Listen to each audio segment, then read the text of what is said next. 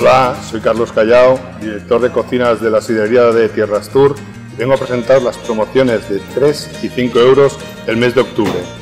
Las de 3 costarán de una cazuelina de matachana y patatinas con queso gratinado, un torto con revuelto de bonito, cebolla confitada y piquillos, y unas muslitos y alitas con salsa brava.